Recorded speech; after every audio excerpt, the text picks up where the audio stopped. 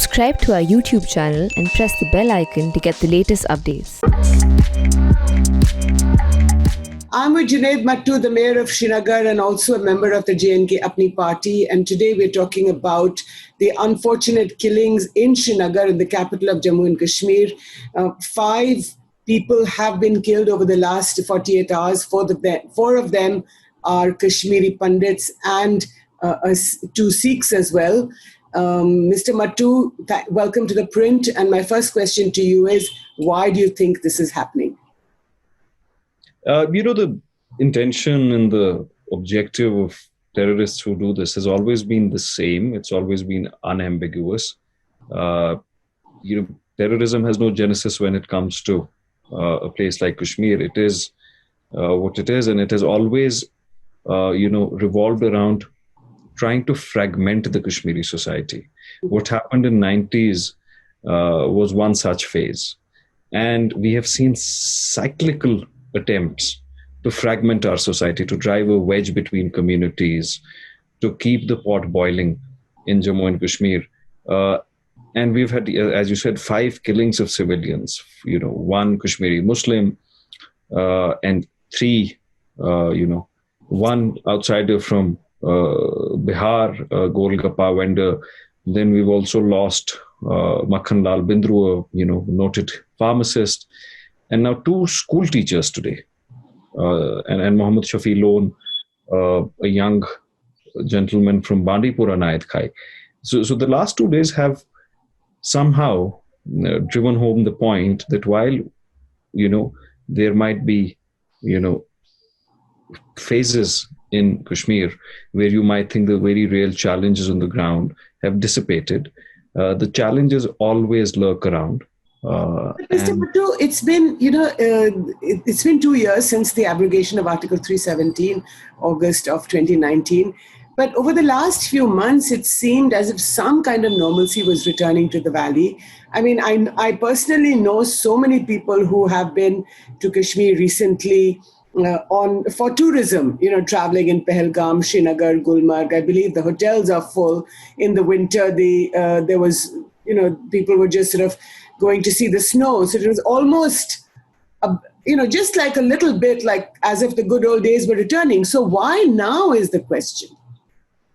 Well, perhaps there is a sense of desperation. I believe that, normalcy will always return, inshallah, to Kashmir organically. It will evolve out of a, ground movement, a realization that generations have lost so much due to violence. So normalcy is not just, measured in the metrics of tourism inflow or statistics of violence, but more so in the mindset of the younger generation that the time has come to, regardless of your political opinions or views, to condemn violence, condemn turmoil, condemn any destructive ideologies and notions. And I have always said that, the urge for normalcy has to come from within the people. And I think that has existed for a while. I think especially the younger generation has voiced its aspirations for a normal future of prosperity and peace. And that could, Jyoti, be all the more a reason that elements are getting desperate. We always have a neighbor on our border that tries to, stir the pot, keep the pot boiling. But who are these elements? Who are these elements? These elements are terrorists supported by our neighboring country, Pakistan. There's absolutely no doubt about that. They might change their banners and letterheads, and it might be TRF one day or the Hizbul Mujahideen the other day. But I think those are semantics. When it comes to the barbarism that is unleashed, or the concerted efforts to terrorize the people of Jammu and Kashmir, I think the banners under which they work are hardly relevant. The ideology is the same, the means are the same, and the thinking is the same. But Mr. Mattu, there has been a ceasefire agreement along the line of control. It's been about 6 months since it was brokered between the 2 governments, between the 2 national security advisors of India and Pakistan. We've seen that the LOC has been considerably quiet. I mean, you've had the occasional infiltration. Last week, yes, there was a group of people who infiltrated in Uri. But more or less, the LOC has been quiet. So what do you make of this sudden, as you phrased it, as you described it, the sudden desperation to kill Sikhs or Hindus who have stayed back in the valley over these last 30 years since the turmoil began in the late 1980s? A multitude of reasons, Jyoti. One, as I said, there might be a desperation that something needs to be done to ensure that things don't return to normal. We've always seen that whenever there has been a rekindling of the economic state of being in Kashmir and tourism inflow has increased, elements inimical to peace have always tried to resort to such tactics. Second, we can also not negate the external influences of what's happening in the region. We need to what? I didn't understand that. We need to keep an eye on what's happening in Afghanistan. If you look at the geopolitical implications in our context of what's happening in Afghanistan, and somebody rightly said, I was talking to someone and they said that, I'm not worried about Pakistan having a foothold and strategic depth in Afghanistan. I am more worried about the Taliban having a strategic depth in Pakistan. And that is a very real challenge. And if that happens, we know where the trouble will be channelized towards. So we have to keep an eye on that as well.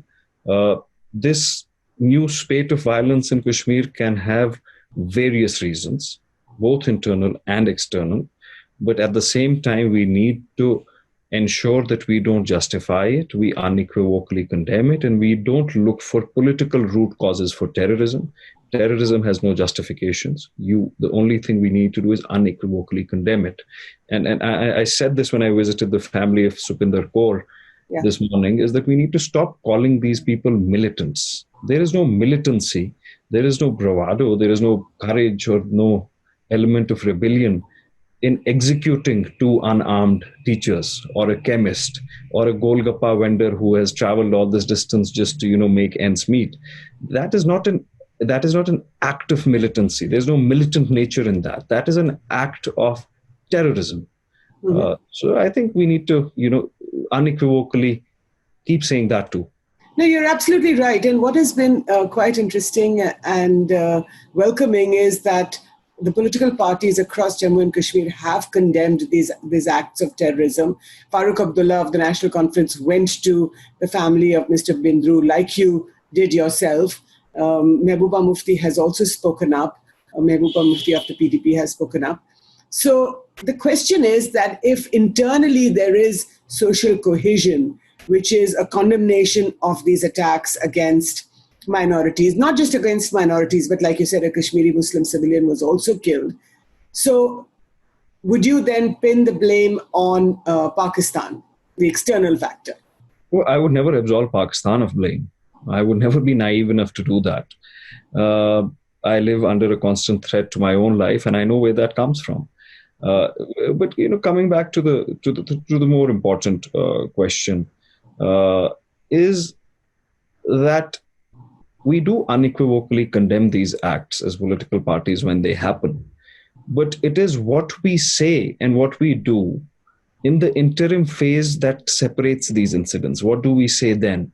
It's fine to talk about 370 or 35A, and my party has very pronounced views on that, and so do other parties. That is an ideological discussion. Right. But when what you say borders xenophobia, paranoia, when you give this perception to the people, you see these old posts, you see something Farooq Abdullah Sahab has said a year ago, that, these people will come in different shapes and forms and try to settle down in Kashmir, and we will fight them, we'll send them back. When you say that on a stage, or when you say that, these elements are being surreptitiously, secretly sent to Kashmir to effect a demographic change, you put that Golgappa wala's life in vendor. That's not leadership. Whatever you say in phases of peace will have equal meaning. A condemnation after an act of terror is okay, fine. But what is being said, this xenophobia, I believe that what happened on 5th of August was unfortunate. But the moment I say that people will come and settle here and work here and take our jobs, I'm resorting to spreading paranoia. One And second. oblivious to the fact, Jyoti. I'm so sorry, let me interrupt you. Yeah. Are you saying that what happened on the 5th of August 2019 was unfortunate, that the revocation of Article 370 and 35A, was that unfortunate? Well, that's a pronounced view of my party. We are seeking the restoration of the state's rights. We are seeking the restoration of the statehood of Jammu and Kashmir, but we also believe that will not happen by theatrics, and that will not happen by making the people suffer anymore and training our political ideologies on their shoulders. We clearly believe that the downgrade of Jammu and Kashmir from a state into a UT was something which was a spiteful act. In an era of upgrades when UTs become states, why were we downgraded into a UT? But so you expect the restoration of the state to happen soon. You expect elections to take place sooner than later. That will either happen through the Parliament of India or the Supreme Court, and the matter is pending in the Supreme Court of India. The Parliament of India, one fine day, might debate about the veracity and the authenticity and the import of what was done on the 5th of August. But it will be, debated as per constitutional means. Right. Our, individual theatrical struggles will mean precious little. Mm-hmm. And there should absolutely be no doubt about our Indianness. Whatever happened on the 5th of August, you might like it, you might dislike it, but our nationalistic identity remains the same. The idea of India remains as precious to us as it was pre-5th of August. But what I said, I again want to reiterate that. What we say, what our leaders say in periods of lull is something that contributes to these incidents. So what do these leaders say? I know you talked about Farooq Abdullah saying that the government of India or the Modi government wants to effect a demographic change. You don't agree with that? No, he didn't say that. If he said that, that was a different thing. He said these people will come and we will fight them and we'll send them back. Mm-hmm. And Farooq Abdullah also said that, he hopes that the Taliban will deliver good governance in Afghanistan. No, I think he may have been misquoted, or he may have said something out of line. Anyway, I'm not here to defend Farooq Abdullah, but I think the point is, my question to you is, do you think that the revocation of 35A and 370, which allows Indians from all over the country to come to Kashmir to buy land in Kashmir, do you think that's a good idea and that you support that? We need our rights to be protected. We have, espoused and, very clearly pronounced the aspiration and the demand for our domicile status to be protected, the jobs to be protected for the domiciles of Jammu and Kashmir, the land rights to be protected, and a couple of favorable policy decisions have been taken on that end.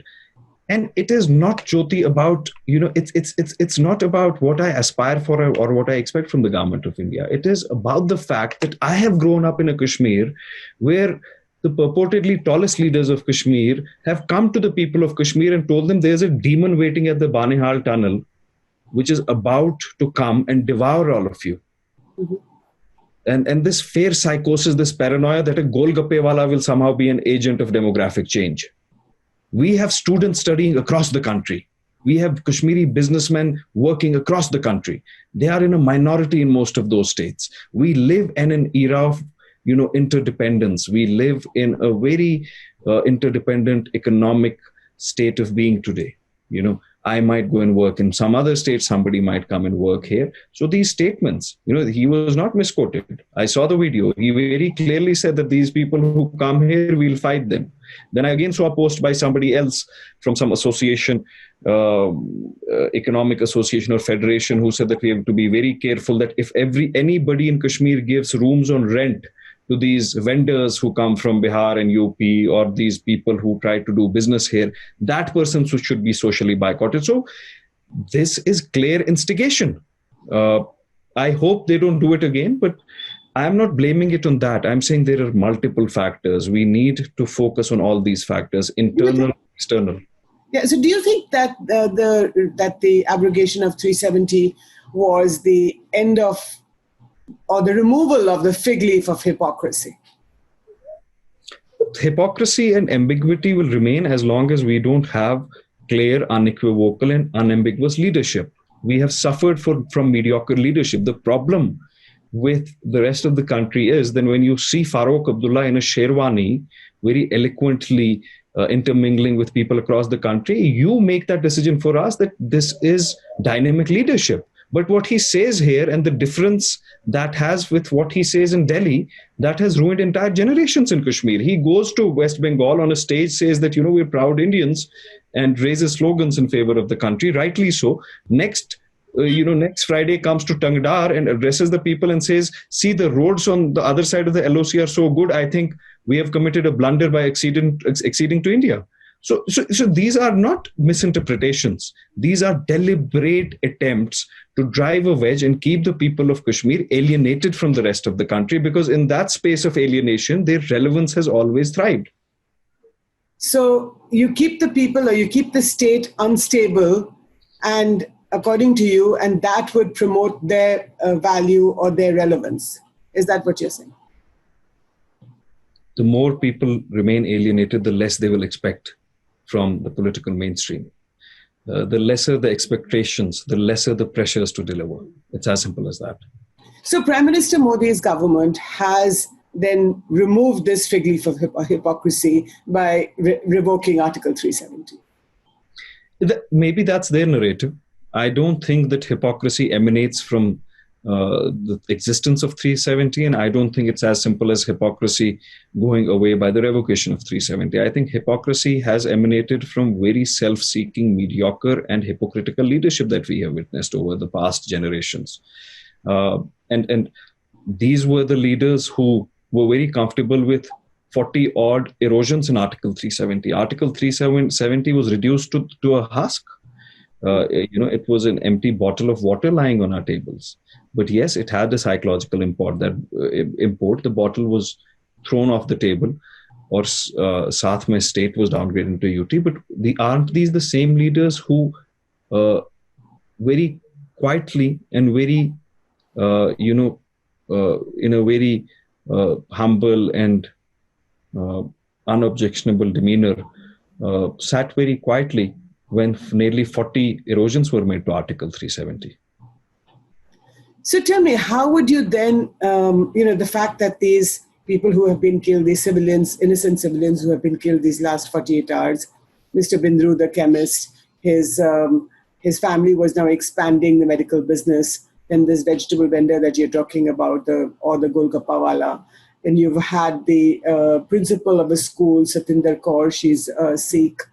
The fact that these people stayed on, these minorities stayed on in the Kashmir Valley after the events of the late 1980s, why do you think they stayed on, and what do you think is the message to them now? They stayed on because they believed they're integral part and parcel of our society, that Kashmir belongs as much to a Kashmiri Hindu, a Kashmiri Sikh, a Kashmiri Christian, or a Bodh as it does to a Kashmiri Muslim. I would not question those families if their faith stands shattered today. I can't fathom the unimaginable grief and trauma that they're going through. To be murdered for your identity, to be murdered for your religious or ethnic identity in your own hometown, in a school, on a road, sitting on a shop on which you've served the people for decades. I can't imagine the level of trauma. But only because you're Hindu or Sikh, only because your religion is different from... And there are families, I always unequivocally say this too. Nearly 28 to 30,000 Kashmiri Muslims have been killed by terrorists too. There are families who have lost their kith and kin, Kashmiri Muslims, to bullets that have come from Pakistan, to assassins which have come from Pakistan. We've lost mainstream workers and leaders and ministers and legislators to these terrorist incidents. So a lot of families in Kashmir know this sense of grief very deeply. And I would really appeal to those families to understand the grief that these 5 families are going through today, and reach out to them. I think a societal outrage is the most important deterrent to what these, terrorists are trying to do. Well, there's been a lot of commentary in Pakistan, in the Pakistani media, which believes that there is a lot of anger inside Kashmir because of the fact that, after Article 3, it's been 2 years since the revocation of 370. Elections are not around the corner. People's representatives have not been elected. This commentariat believes that, like Kabul fell to the Taliban, Kashmir is also ripe for the taking. It's quite ironic of them to object to the lack of representative government in Jammu and Kashmir, because they've always questioned the democratic process in Jammu and Kashmir, and they've done everything they could to hound and assassinate elected representatives. When they kill punches, sarpanches, and DDC members are attacked, what will a poor sarpanch do when those sarpanchs are killed, assassinated by terrorists? Is it not very clear that they are against public representatives? I believe that Pakistan needs no reasons to keep the pot boiling in Kashmir. I think that is a cornerstone of their foreign policy. And they don't, whatever happens in Kashmir, the phases that we go through, the internal challenges that we face, what happened on 5th of August, the disagreements and the contradictions internally of that, even if they don't happen, Pakistan will always look for space to foment trouble. So I don't think Pakistan's designs are defined by what is happening here. I think their designs are, quite permanent and quite unambiguous when it comes to Kashmir.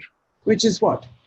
Which is, they do understand that the era of redrawing boundaries is long over. They understand that India is not a banana republic. They understand that the people of Kashmir have chosen to be a part of India in 1947, despite being a majority Muslim state. They understand these things, but they are left with the last option, the very destructive option of keeping the region destabilized, keeping the region away from peace, and using that as a tool for their propaganda. Whatever my grievances with my country, whatever my disagreements with what has happened, I will seek redressal of that from my own country, from the institutions of my country. Regimes come and go, but the institutions of this country will remain forever. I don't need Pakistan to stand up for my rights. As a proud citizen of this country and as a Kashmiri Muslim, I can aspire for and strive for the redressal of my grievances within the ambit of the idea of India. And yet, Mr. Mattu, if Kashmiri minorities, if they leave after this recent spate of killings, suppose they leave the valley again like they did in the late 80s and early 90s, what do you think? Don't you think that this is an undermining of this Kashmiriyat that you talk about? Of course it is. How can you deny that? We are left with very less Kashmiri Pandits. Some of them had started to return. The return of Kashmiri Pandits with dignity has not yet started on the scale that we would want it to start on. But obviously this will have an enormously demoralizing effect. To believe that it doesn't would be very naive and delusional. It will. Put yourself in their shoes. You would be demoralized, you would be apprehensive for your safety, you would be scared, you would feel threatened. The onus now lies on the state, the central and the state, the UT government, as well as enormously on opinion makers and people, on religious scholars, on youth activists, on all sort of social institutions that we have in Kashmir, to rise up together and unequivocally say that we won't allow this. We will stand for our minority community. We will hold them together. We'll embrace them, and we will not allow them to be hounded or intimidated. So, last question: why is it that in these last 2 years the government has not made bigger efforts to attract the Kashmiri Pandit community back? I mean, they left under such trauma. Why haven't you made greater efforts to have them back, to get them back? Again, the answer is similar to what I just said. We have always looked at the rehabilitation and return of Kashmiri Pandits as either a policy problem or an infrastructural problem. Mm-hmm. Those are very small elements of the larger issue. It is an issue of social rehabilitation. It is about communities rebonding together. It is about our youngsters from the majority community getting to know their counterparts from the minority community. Why isn't that happening, Mr. Mattu? To redraw, and that needs to be that needs to be rekindled and encouraged and incentivized on a social level. That has not happened to the scale that it should have happened, because we've had a very simplistic understanding of how return and rehabilitation should have happened. It has to be a multi-tier, multi-dimensional approach from the society, from community, from the government, as well as from the law and order machinery. And yes, it does have an infrastructural element too, but I think a greater emphasis should be, placed. But why is it that in the last 2 years, your own party, the Apni party, you guys haven't made much of an effort. The UT government doesn't seem to have been making much of an effort. There is still fear in the Kashmiri Pandit community that if they come back, that there will be a return of the horror of the late 80s and 90s, like what is happening today. So you don't blame them, right? We have tried to make a very earnest effort. We have given due representation to Kashmiri Pandits in the topmost forums of our party. We have also probably been the first party which has given representation to the Kashmiri Pandit community down to the camp level, to the migrant colony level. We have a very robust Kashmiri Pandit wing in our party, which keeps talking about their rights and their grievances and their aspirations. But I will always say that all of us need to do even more. We cannot ever be satisfied into competency when it comes to this issue. We need to keep trying till we see the dignified return and rehabilitation of Kashmiri Pandits back. So do you think Kashmiri Muslims should reach out much more to their Pandit brethren and to sort of reassure them that things will be much better if they come back? Oh, absolutely. And especially the younger generation, because they did not grow up in in a rich and diverse Kashmir. I remember as a child, we had Kashmiri Pandit neighbors. We had Kashmiri Pandit, bonds within our family. We had Kashmiri Pandit family friends. I went to school with Kashmiri Pandit boys. Our current young generation, the teenagers today, they've never actually witnessed that.